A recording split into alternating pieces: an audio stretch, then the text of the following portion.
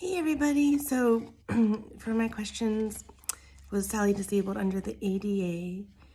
I do think she is considered disabled because there's a record of the impairment with, I'm sure, some kind of medical document on file if the doctor said she had this kind of toxic disease.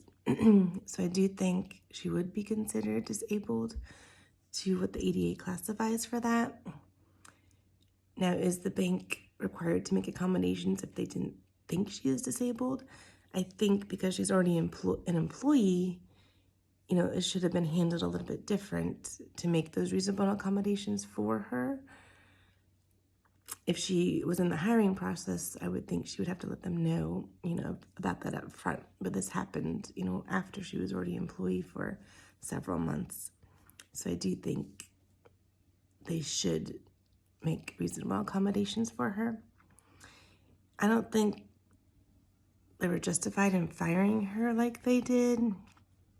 I do think they went, above and beyond to what she was asking as things kind of happened, but weren't really being proactive about it.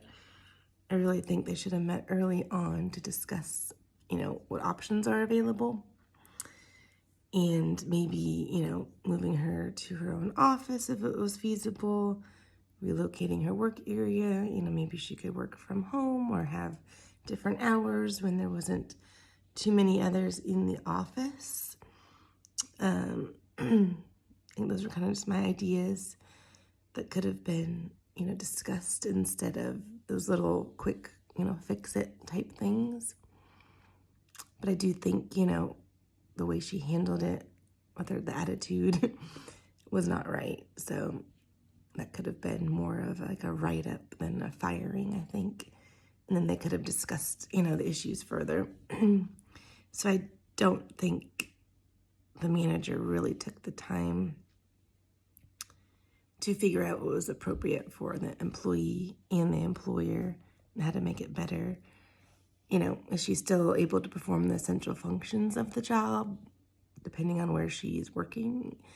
Probably yes, if she could work remote, but if she was not able to, then that would be different, but that would have to be something that they would discuss with her and not fire her just for, blurting out instead. So I think that answers all the questions. Hope we're all having a great day.